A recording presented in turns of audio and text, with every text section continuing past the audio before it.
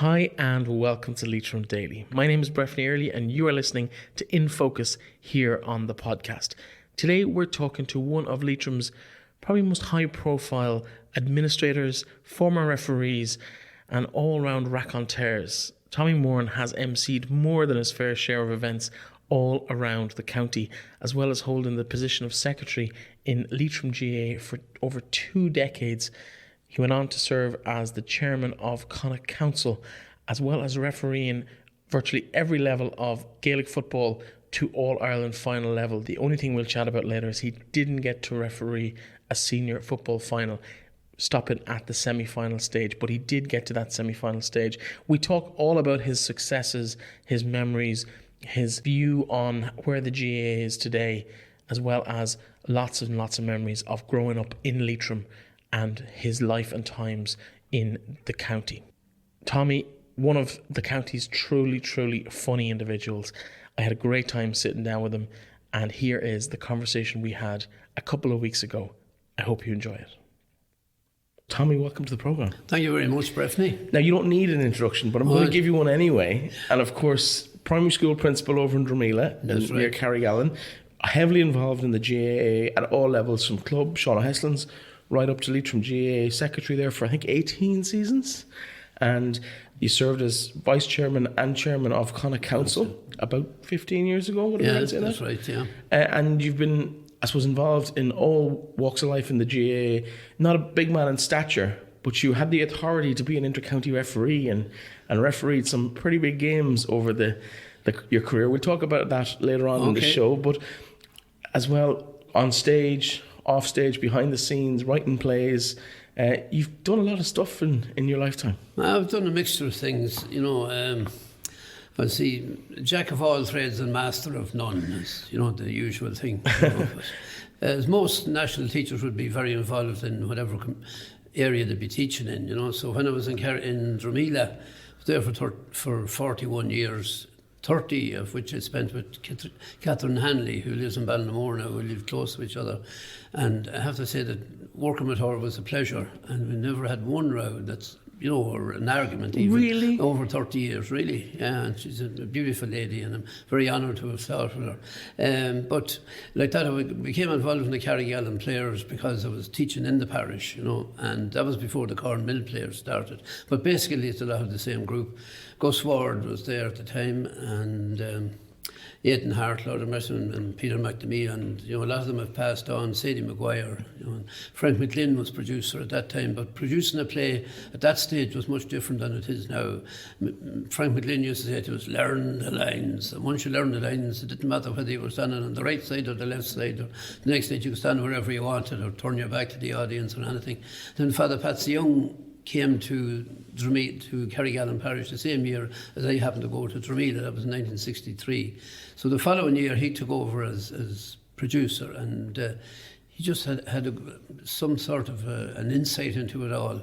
He became one of the best producers in Ireland, but he started like the rest of us, just very basic. And at one time we'd be going around looking for a table or a chair wherever we're doing a play up in Potahee or in Kilnalek or wherever, but he had everything marked out, and he had the stage, he drew plans of the stage, and he made it sort of very professional. And we started going to drama festivals. In the beginning there were just local drama festivals that didn't lead to an All-Ireland or anything like that, but gradually we got better on him, and the plays became more sophisticated, and the lighting became better, and the sets were good, so we did progress. And I remember we won the All-Ireland confined, and then that gave us an entry into the Athlone. Athlone being the All-Ireland finals. Yeah, and I won Best Supporting Actor at that, so that was a big thrill for me altogether to win that. Seamus O'Rourke, of course, won later on, and lots of the Carrigallen Players have won, and Seamus won the Best Actor at the All-Ireland. But subsequent to that, they built the theatre in Carrigallen, and then they called the theatre the Cornmill, because there used to be a cornmill at the location. And then a lot of the same cast, like Killy McGuinness and Gus Ward and all of those stayed on, and then I was involved very much in the GAA, and I really hadn't time to be in the drama, but I loved the stage and still love to be acting, actually. But you did combine the GAA and your love of drama through Score. Oh, well, it did, I suppose, yeah. The score competitions, of course, are very short-lived. You know, they're going since 1970, but I mean, it's a short season enough because it'll be the week before the score competition we'd begin to think of what to do in it, you know. And Ballinamore always, and you know, all the clubs in the county always had singers and dancers and performers. And it was good for the GA in that way that it brought in a lot of new people who had no interest in going to football matches or whatever. A lot of them were very interested in having kids dance or play music or, you know, go on quiz teams and that sort of thing. So I used to write lots of bits of silly and novelty acts, and we won we won a number of All-Irelands in Ballinamore, but I happened to be in 3 of them, but other ones I had written and I used to produce or help produce them and so on. So Ballinamore is one of the best clubs in the country, you know, for having won All-Irelands. But it's not all about winning All-Irelands. We had a great crack at it, and we entertained everybody, and we entertained ourselves, and we had bus loads going to the All-Ireland and coming back. You know, the score used to be on Saturday night, and I remember us coming back from Dublin, and they were going to first mass in Ballinamore, and Pat Fanning was dancing up and down the middle of the bus at the same time. We were only arriving back from the score that had finished 11 o'clock the night before. So, but it did open up the GA to a lot of people, I think, who normally wouldn't have been involved in it. And then when the families became involved, it probably led to a lot of the girls becoming interested in the GA and then subsequently playing football and so on. You know, so it was an important aspect. Well, some people had no time for it and so on, but it was an important aspect. I enjoyed it, you know, and I did MC at All Irelands and various things, and you know, you never be stuck for a job at score. That's one thing about it. But Leitrim has a very good record in that, you know, and it's glad to see that it's still going, you know, and it's a long time since 1970. So there's a whole new committee now run to the Crossing Girls, and you know, there's loads of new, well, that's what you need. You don't need old fellas like myself at it now, you know. And Leitrim have won quizzes, you know, All Ireland quizzes, and they've won it. Recitation have won, yeah, and solo singing, and ballad groups, and dancers have won. They've won the set dancing and the figure dancing, and you know, and the scoring and Old have a lot of winners as well. You know, so it's great, and it provided a platform for people as well. In terms of your love of the GA, because the GA has played a massive part in your life, and I think most of your profile or your people who know who you are is through your roles in the GA, both. I'm going to say as a player back, were you a player? Well, I was a very limited player now, I have to admit. That's one thing I couldn't do very well. I saw a new word that seems to have come in, it's deselect. I'd be selected on the team when there'd be about 12 or 13 there, and I'd be corner forward or left half forward or whatever. And then somebody else would come and I'd be deselected. I'd be out in the line or whatever. But I didn't mind, you know, I used to play for the crack. But you know, long before we ever joined the formal GA, we were playing football on the street in Ballinamore, you know, kicking ball on the street, because there was very little traffic at the time, you know. We used to slide on the street and did everything. And then Paddy Dolan, of course, would probably be the first lad around the place to have a football. And we go to a field where the barracks is now in Ballinamore, and we'd pick 2 teams, and Paddy, of course, had the ball, so he also always got first pick, and if the team wasn't winning, he'd get huffed and he'd go home with the ball, and that ended the game. But we played, and then I remember Ballinamore, there was always a great interest in Ballinamore in football, and in 1952 Leitrim were in the Connacht junior final, and they happened to be training in Ballinamore. The pitch had just opened that year, and Columba Cryan and Brian Sweeney were on the team, you know, and there was a number from around Ahawillan and so on the team, and Paddy McGarty was on it, of course, as well. So we used to be down in the park, and that was, you know, great to be there and kicking the ball back out to Columba Cryan. He'd be practising the freeze and Cathal Flynn and so on. And Leitrim got to the All-Ireland junior final that year. I remember going with Oliver McKiernan, a man who never went to a football match, late Oliver McKiernan, but he decided to go to the final. He must have brought bad luck on the team, because he only scored 2 points. Meath won 11 points to 2 in Breffni Park. And then after that, of course, led to the great Leitrim team of the 50s. You know, Paddy McGarty, Cathal Flynn, Columba Cryan, Noel Blessing, you know, there was a magnificent team. And I often think that at the time immigration was very high, just as it had been back in the 80s, and has been recently as well. But there were great players, Mike Dillon from Clune and Joe Bohan from Gartletra and Pascal McTiernan from Manor Hamilton and Eddie Rowley from Mohall, and I think I mentioned Joe Bowen, but a lot of them went to America in the mid-50s. And if they had been around when McGarty and the boys were playing, they certainly would have won the Connacht finals. A number of them, I would imagine. And that team was unlucky in that they came up against the great Galway team with Sean Purcell and Frankie Stockwell and Jack Mahan and Jack Mangan and all those players. And terribly unlucky not to win. But at that time, there was something in the psyche. I remember the 1957 Connacht final.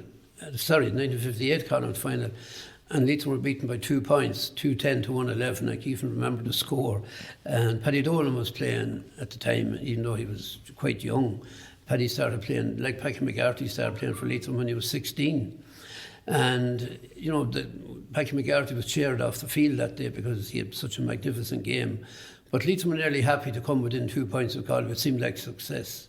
So it took a long time for that to get out of the system. And that was one of the things that in 1994, that, you know, the players were different then. There were, you know, a lot of students in it. There were fellas doing degrees and so on. And they didn't want to talk about the past or anything like that. I know that your own grandfather would have been playing with Leitrim back in 1927. Granduncle. My mum's uncle, Paddy Carey. Paddy Carey, that's right, yeah. Sorry, excuse me.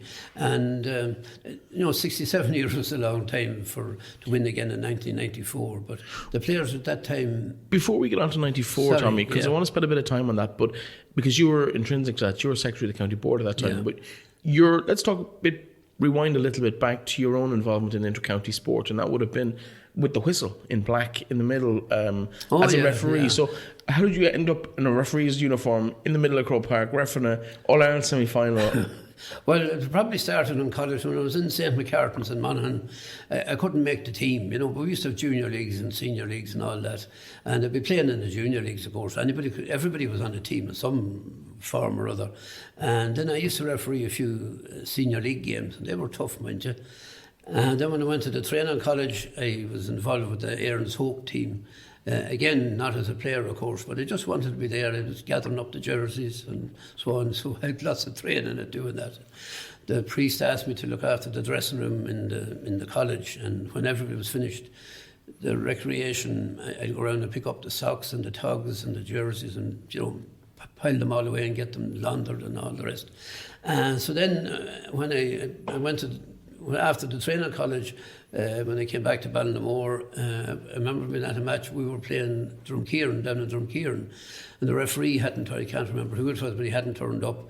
And they decided then they would toss for a referee. So Eamon O'Grady was nominated by Drumkeeran. I happened to be nominated by Ballinamore. And you could say I won or I lost. But anyway, the toss happened with me, and I refereed the match. And I must have done too badly because the next week I was refereeing another match. So in the county board, as Peter Flynn famously said one time, all you need to be a referee in Leitrim is a whistle and a car. So I had no car at the time, but I had a whistle anyway, and it started refereeing then. And gradually, you know, you get appointed to games and county finals and so on. And I got some minor league games in Connacht, and then, of course, getting the National League game was a big honour. I remember Offaly and Longford played the first National League game that I won, and you'd be running to buy the paper Sunday morning to see that they say anything about you in the paper. And it was great. What I realised afterwards, when you weren't mentioned, it meant you had a good game. Just give the name of the referee, and that was it. So I was appointed to some games in Connacht and did 3 Connacht finals, and gradually got appointed to other games at national level, you know. So. Now, as I mentioned, you did the All-Ireland semi-final between Dublin and Down. That's right. What year was that? That was 1977. So, yeah, 77. And you did referee in other All-Ireland finals at under-21 minor college level? I did under-21 and minor and All-Ireland colleges. I remember that game so well. Moat had won a number of All-Irelands, but they were playing the team from Castlebar in the All-Ireland colleges final in Hyde Park. And Claremorris team were winning the whole way through the game, right up to about, I suppose, the injury time wasn't as prominent then as it is now, but it was in the dying moments of the game anyway. And a high ball went in, and I remember a guy he played with Mayo afterwards. He happened to lift the ball off the ground, you know, so I had to give a penalty.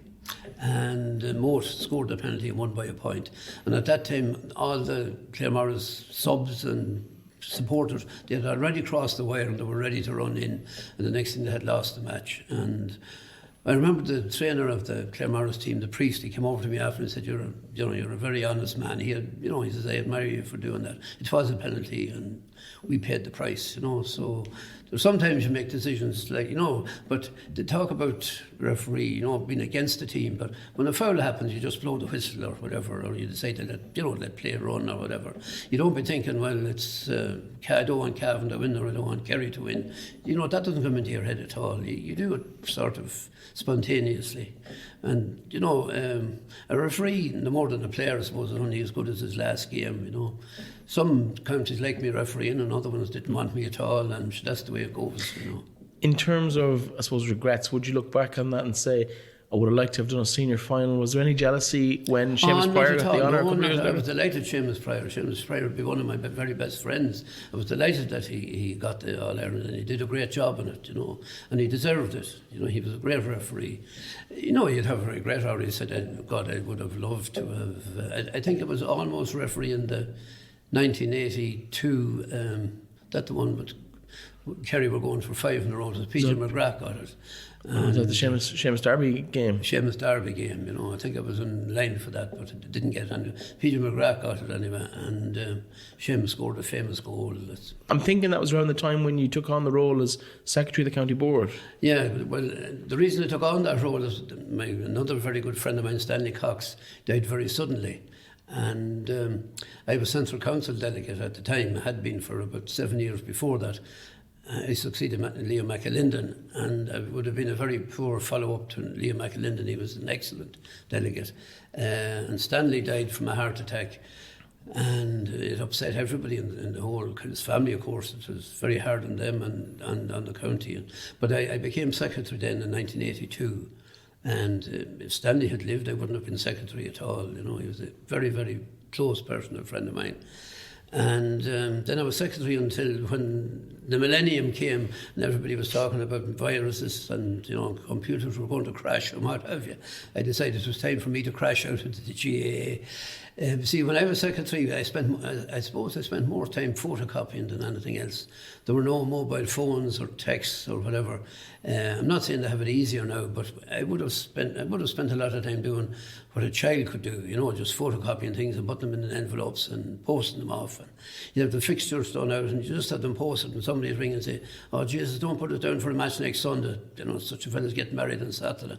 And then you'd have to do the whole lot again if you wanted to oblige them, So there was a lot of time spent at that type of work. And I remember when we would be training would normally be in Clown, but sometimes Sean McGovern might ring me and say, God, don't come up to the pitch this evening, it's flooded, So then you'd have to inform the players, and that would mean making probably 35 phone calls, half-minute phone calls. Just say, don't go to Clown this evening, go to Fina or go to Carrigallen or wherever it was. So all that, the technology has helped, I think, in the administration. The texts now, and you can get one WhatsApp message to everybody in seconds, everybody gets the same, or an email with fixtures, email, whatever. Yeah. It's all done in seconds, But every county secretary was the same at the time, But it meant a lot of work. There was never a day where you could say, I have nothing to do today, because you had fixtures to do out or whatever, and you'd be writing. And I remember a neighbour of mine, he came into the house one day, I was doing out the fixture list, and I had ruled the page, with venue, date, time, and all the rest. And he said, God, he says, I see you're still living in the Stone Age. He was working on Hugh Reynolds, he was working on video games at the time, and he thought this was prehistoric to be doing it that way. But it has changed since, of course, and everything is just texted out now, and fixtures are made at the last minute, and everybody accepts them. In terms of, you stepped down from that role, as you said, the very, very end of the last millennium. That's right, in December, because I started my involvement. That's right, you were PRO. Yeah, so I came in at the same convention that you stepped out at. Yeah. But that wasn't your last involvement in football, no, although not intentionally, because Leo Kenny was put forward at the time. Leo Kenny had been appointed as vice chairman, vice chairman or vice president, whatever. The chairman's president is the same thing basically. And Leo had just been appointed and would have been he was a great Connacht Council delegate, a marvellous GA man. Now, he was a man steeped in the GA, in his own club Ballinamore, and he had been in Castlereagh, and he wrote a number of GA books, and indeed I worked with him on one of the Leitrim GA books afterwards. And but Leo died suddenly at a GA function here in Carrigallen. And then I was asked, would I go for Connacht? And I wasn't sure. Joe Flynn and Seamus Pryor were the delegates at the time, and I thought one of them would be anxious to do it, but they said no, and they asked me would I go ahead. So Michael McGowan was also interested, and I happened to win the vote. So that's how we became involved in Connacht. Unfortunately, it was as a result of another good friend of mine dying, so I was with Connacht. I enjoyed the time with Connacht. And it was 3 years, because Leo had just started, so I became vice president immediately, and then I became president. And then later on, it was Leitrim's turn. You see, in Leinster they're voted in, but in Connacht with only the 5 counties. It's a rota. It's in a rota system. So it was Leitrim's turn for the PRO, and the late Joe Flynn was chairman here in Leitrim at the time. And he asked me where to go, and I said, oh, God bless you, no, you better pick somebody young that knows all about computers and all that sort of thing. And he said, well, I have asked a good few, and he asked the current PRO at the time, was Colette Fox, and she wasn't interested in doing it. So I found myself back in Connacht Council as PRO, and so that was another 3 years. Actually, I spent 9 years with Connacht Council then, What was your takeaway from that? Because very few Leitrim people actually get that experience of being involved in the GA outside of the county in terms of the administration. Oh yeah, well of course, see, when you're president of the provincial council, you're automatically on the management committee. And I suppose, funny enough, I was on at the same time as Jerry Mahan, my neighbour Jerry Mahan, and he had been on it previously, but it was his turn to come again at Central Council. It follows a rota system for Connacht as well. And one of the big things I was involved in was actually the discussions on the opening of Croke Park for the soccer and rugby. And I was, seeing I was on the management committee at the time, Sean Kelly, who was the president at the time, and he asked me would I go, and there was only a small group from the GA meeting, Philip Brown and John Delaney and some other members from the rugby and the soccer, and they wanted to rent Croke Park. And Sean Kelly he was the main reason behind it, that he got the clubs to really, make sure that the delegates voted the way the clubs wanted them to vote. So it was passed anyway that it would be available for soccer and rugby. So it was at those. You had that experience of meeting John Delaney. I can't let the name pass at the time without asking you your opinion on him in that situation. Did you have much contact with him? I hadn't really, but we just had a few meetings now. But I would have to say I found him he was a very nice man. He seemed to be involved in the GA club. He had young kids playing hurling, and I think he was training them as well. And Philip Brown, and then there were other officials from the IRFU and the FAI. But there was no whisper of anything at the time, and of course, I didn't know him, and he didn't know me or know many of the other GA people, we had a very good committee meeting them, I have to say, and I would have to say I was a very small voice we had made a decision to allow them in, and Sean Kelly was anxious that they would be allowed in, so it really boiled down to agreeing on the money end of it, and what would happen with the various retail outlets that are in the place, and so there was a lot of discussion about it, but I think it was the best thing to do. My idea was that it would have been terrible at the time if Ireland were playing their home games over in England somewhere, and you could imagine an aeroplane or a helicopter or probably a drone now going over Croke Park and showing an empty Croke Park and then showing the people at the airport going off to a home game. I think it would have been bad for the country. So it turned out it didn't do the GA any harm. As a matter of fact, I think it did the GA very well. And it was very emotional then when they played the rugby games in Croke Park.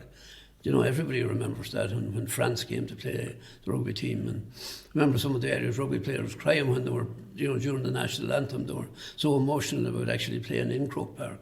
But I think as well, there's even an argument still for the bigger games, like say England or France at home in the Six Nations, or maybe an Ireland-Germany or an Ireland-Brazil game of consequence, that you could actually go, we'd play that in Croke Park rather than the Aviva. Well, I think now, see, it has been passed now. The whole thing has changed now. It's been passed now. The Central Council can give permission. It doesn't have to go to Congress anymore. So it'd be more straightforward thing if there was a World Cup final or whatever European final being played in Ireland and England at Croke Park or possibly Park of Kiev and Castlebar and maybe Salt Hill, whatever, I'm sure that it would be passed. Yeah, from an economic... There's a new thinking of it. Yeah, from an economic point of view as well, it makes absolutely no sense to have 40,000 people who would buy a ticket sitting at home watching it in telly or in the pub.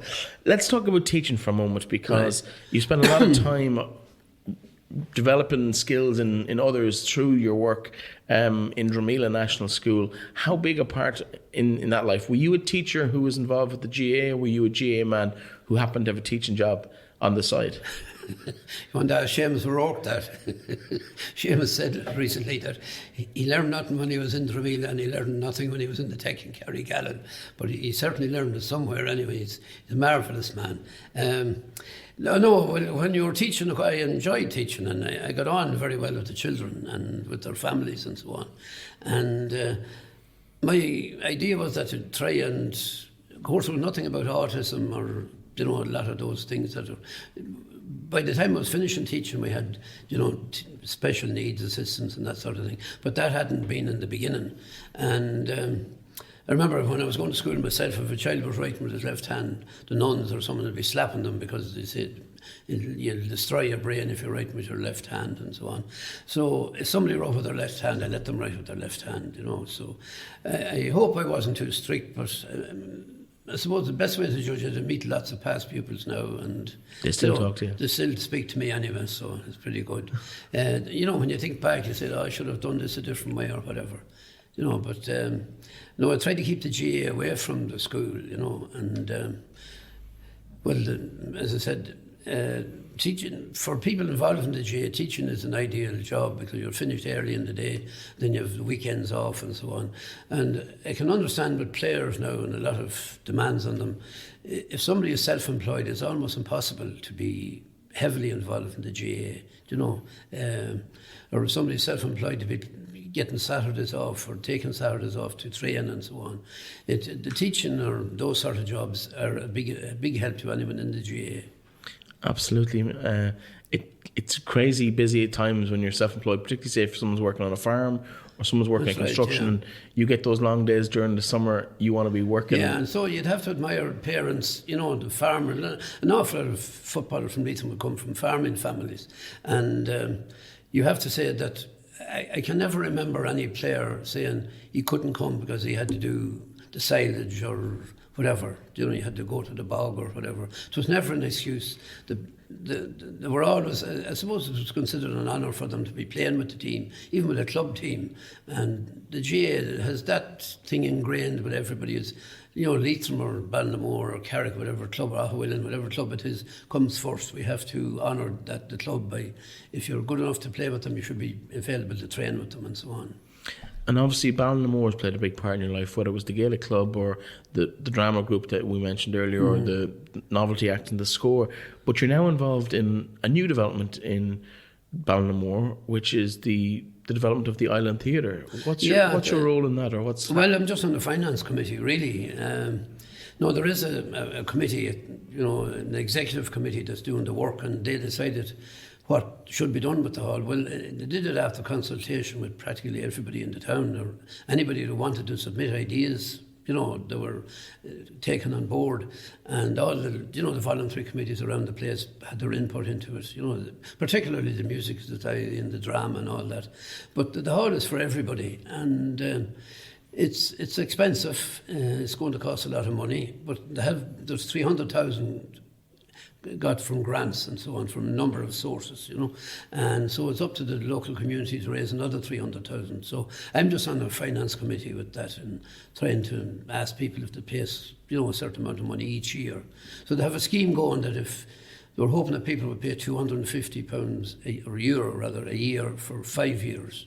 And then there's a draw at beginning in January for 5,000 for anybody who had paid during 2019, so but only one person can win the money, of course.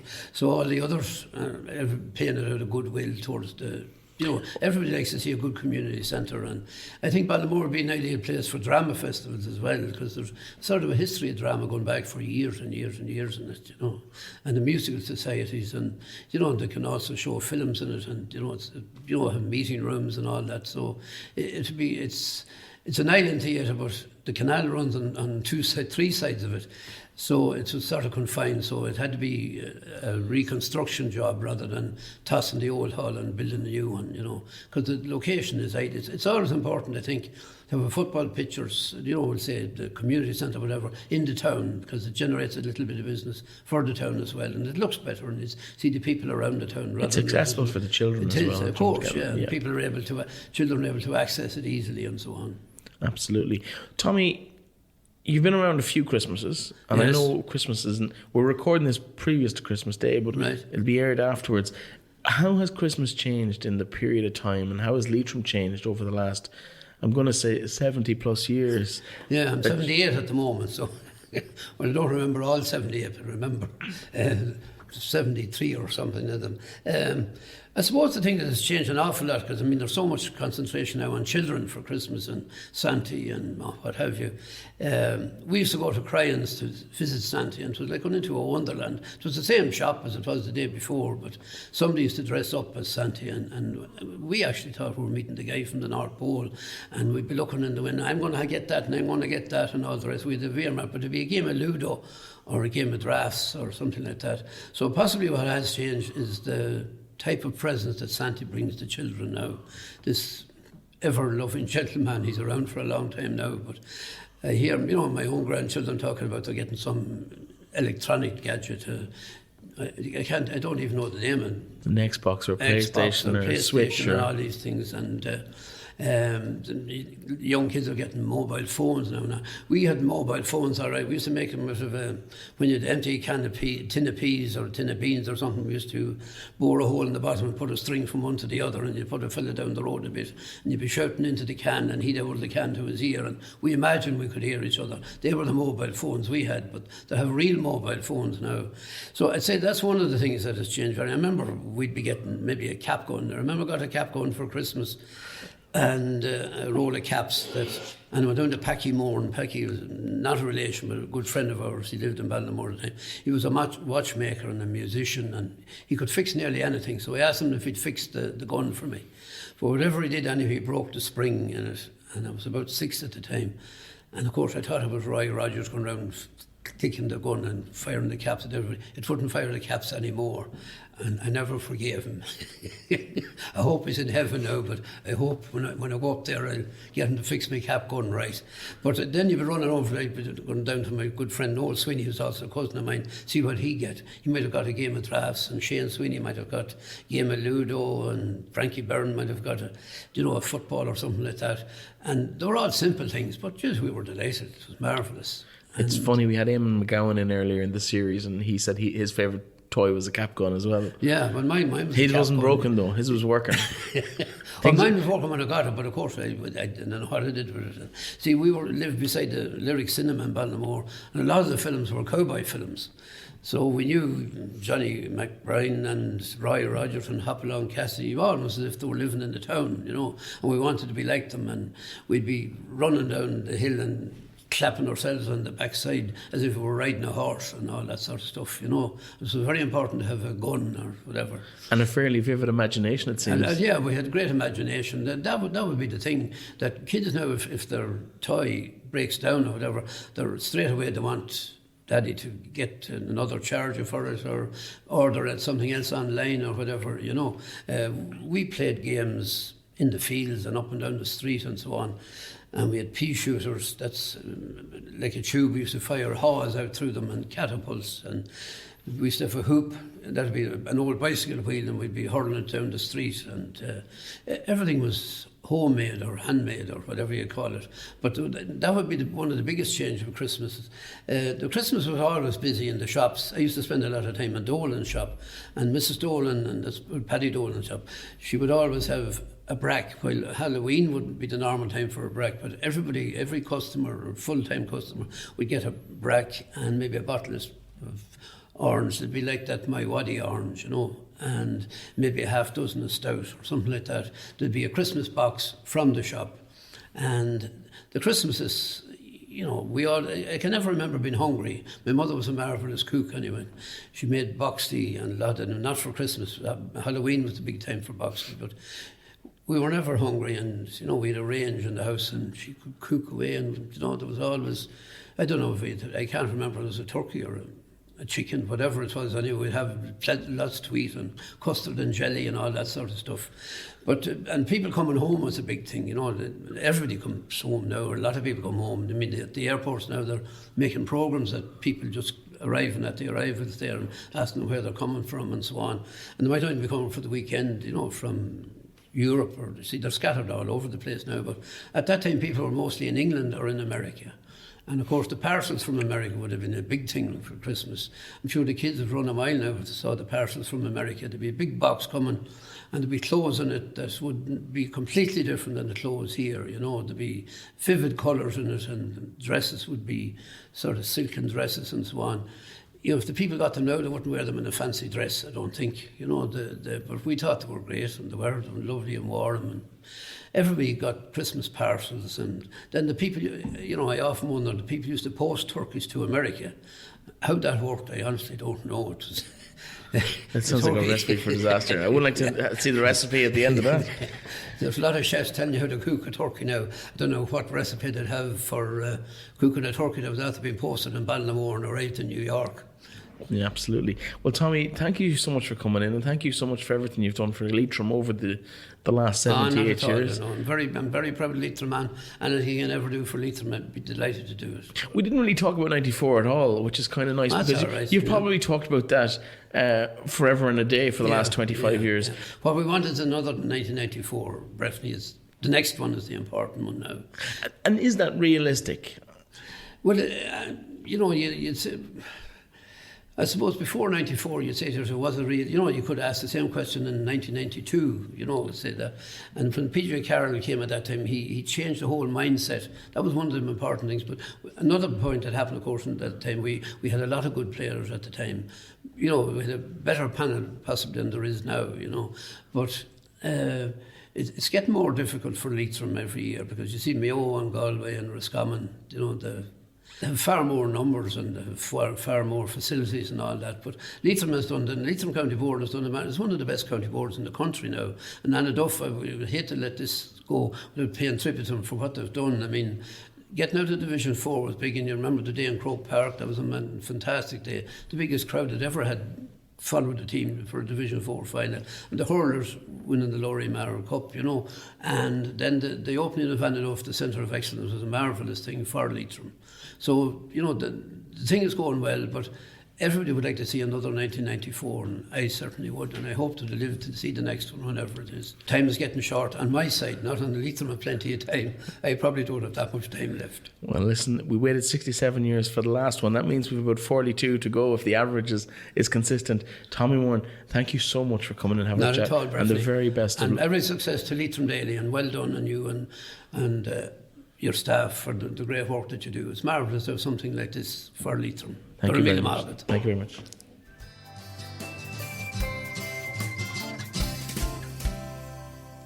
And that, folks, is all we have time for today. Thank you so much to Tommy Moran for sitting down with me and sharing some of the stories. We didn't even talk that much about football. It was so entertaining and so interesting listening to Tommy talk. We must have him back on the show again.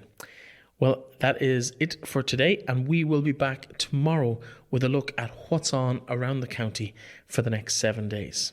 Talk to you then.